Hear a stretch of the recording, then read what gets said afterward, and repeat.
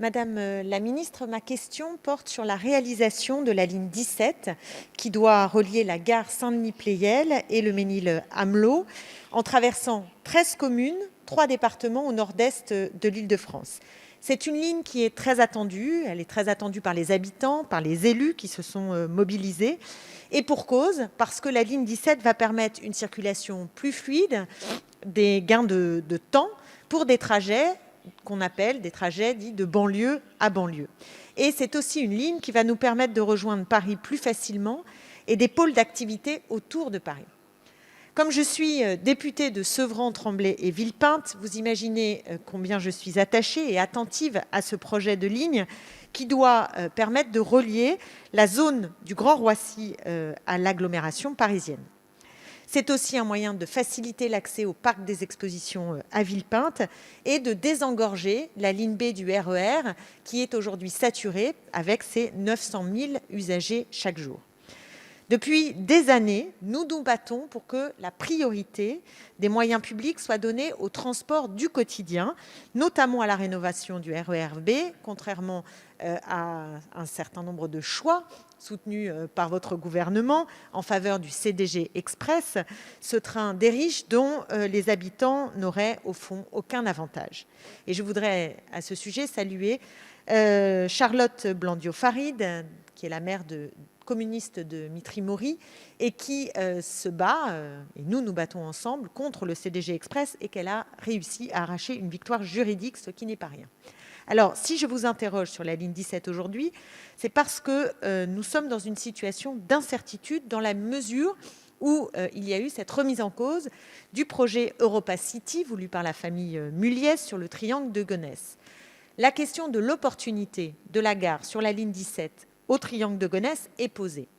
Mais c'est aussi toute la ligne qui a pu être remise en cause dans la mesure où elle était présentée en lien direct avec le projet Europa City.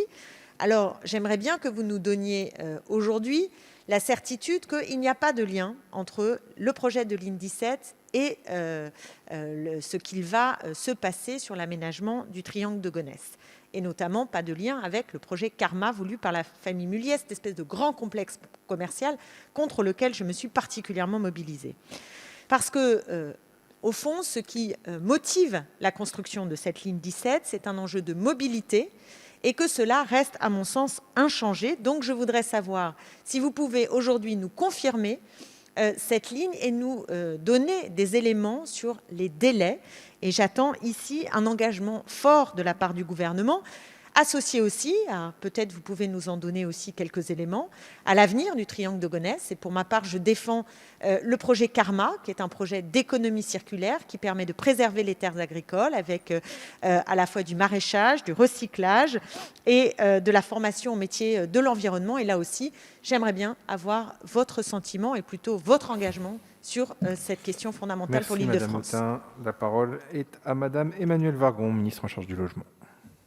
Merci Monsieur le Président. Mesdames, Messieurs les députés, votre question mentionne à la fois le Charles de Gaulle Express, mais surtout l'avenir de la ligne 17.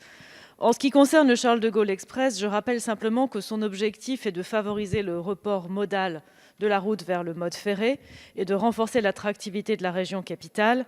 Et je rappelle par ailleurs que ce projet emporte avec lui 500 millions d'euros d'investissement en faveur de la modernisation de la ligne du RER B, qui est bien une ligne du quotidien. S'agissant de la ligne 17, elle devait en effet desservir Europa City et c'était un signe de notre souhait de mieux connecter le triangle de Gonesse au grand réseau de transport francilien. À l'issue du Conseil de défense écologique du 7 novembre 2019, le gouvernement a annoncé l'abandon d'Europa City, mais ça ne veut pas dire que nous allons abandonner ce territoire. C'est la raison pour laquelle, dès le 14 novembre 2019, Francis Rol-Tanguy a été chargé de l'élaboration d'un projet de stratégie d'aménagement et de développement durable pour cette partie sud-est du département du Val d'Oise. Dans son rapport remis en 2020, M. Rol-Tanguy formule plusieurs propositions dans le domaine des transports en commun et du fret. Le gouvernement a ainsi mandaté le préfet du Val d'Oise afin qu'il prépare, avec les élus locaux, un plan d'action à partir des propositions du rapport qui sera présenté, étudié et mis en œuvre. En ce qui concerne la ligne 17 elle-même, Je peux vous confirmer que sa réalisation est maintenue telle qu'elle est prévue au schéma d'ensemble du Grand Paris. Cette ligne de 27 km traversera bien les 13 communes dans les départements de Seine-Saint-Denis, du Val-d'Oise et de Seine-et-Marne qui étaient prévus et facilitera le quotidien de près de 600 000 habitants. En ce qui concerne le calendrier, c'est la crise sanitaire qui aura un impact sur le calendrier de réalisation de cette ligne, comme des autres. Cela fait l'objet d'études en cours dont les résultats seront connus d'ici l'été prochain.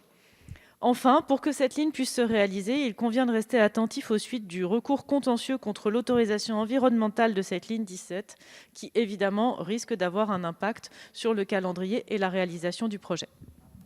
Merci beaucoup, Madame la Ministre. Madame Autain, il vous reste 15 secondes si vous souhaitez ajouter un mot. 15 secondes. Vous avez la parole.